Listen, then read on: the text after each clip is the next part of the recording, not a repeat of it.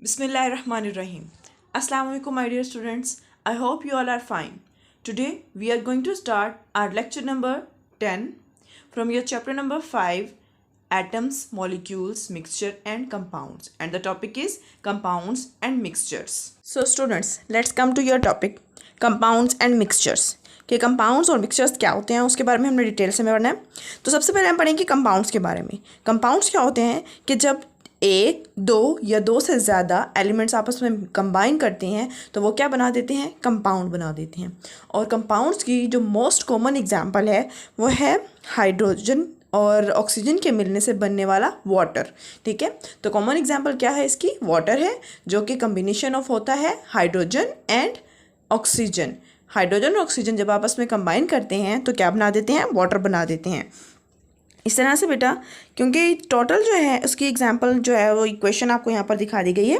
और जो टोटल 109 जो एलिमेंट्स हमने फाउंड किए थे, हमने पढ़ा था पहले लास्ट टाइम के 109 फाउंड एलिमेंट्स हैं जो अब तक जाने जा चुके हैं।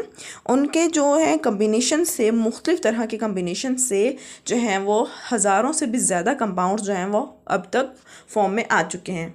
और जो एलिमेंट्स होते हैं वो क्या होते हैं कि कंपाउंड्स में जो मौजूद होते हैं वो उनको मज़ीद सेपरेट नहीं किया जा सकता है। कंपाउंड के अंदर जो मौजूद एलिमेंट्स हैं उनको सेपरेट नहीं किया जा सकता। और एलिमेंट्स की प्रॉपर्टीज़ जो हैं कंपाउंड में जाकर जो हैं वो चेंज हो जाती हैं, वो सेम नहीं रहती जैसे उनकी पहले होती हैं। यानी कि सिंगल फॉर्म में जो उनकी प्रॉपर्टी थी वो, और जो कंपाउंड में जाने के बाद, कंपाउंड बनाने के बाद उनकी प्रॉपर्टी थी, वो दोनों को प्रॉपर्टीज़ डिफरेंट हो जाती हैं।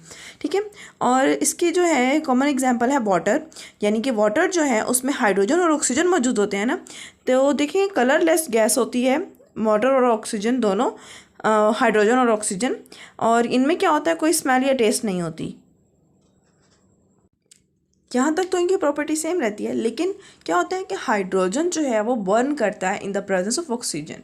ठीक है, लेकिन वाटर में क्या होता है कि वो आपस में जब कंबाइन हुए होते हैं तो वो दोनों तो ऑपोजिट प्रोसेस कर रहे होते हैं, कि वो तो उल्टा बल्कि जो आग लग जाती है उसको भी बुझा रहे होते हैं। तो इस तरह से कंपाउंड्स में जो एलिमेंट्स की प्रॉपर्टीज़ हैं वो चेंज हो जाती हैं। इसकी कुछ एग्जाम्पल्स हैं टेबल साल्ट, प्लास्टिक, वुड और क्लॉथ्स। ये हैं कुछ एग्जांपल्स हैं कंपाउंड्स की। इसके बाद नेक्स्ट पॉइंट है हमारा मिक्सचर्स का, कि मिक्सचर्स क्या होते हैं जब इस तरह से दो या दो से ज़्यादा सब्सटेंस इस तरह से आपस में मिलें कि उनको केमिकल तरीके से मिलाने की ज़रूरत नहीं होती, बल्कि उनका जो है कम्बिनेशन जो है वो फिज़िकल कम्बिनेशन होता है और वो इजीली सेपरेट भी हो सकते हैं फिज़िकली मेथड से। और कंपाउंड्स में ये था बेटा कि उनको जो है वो सेपरेट नहीं किया जा सकता था इजीली विदाउट केमिकल मेथड, लेकिन यहाँ पर जो है वो इनको सेपरेट किया जा सकता है इजीली मिक्सचर्स को विद फिज़िकल मेथड।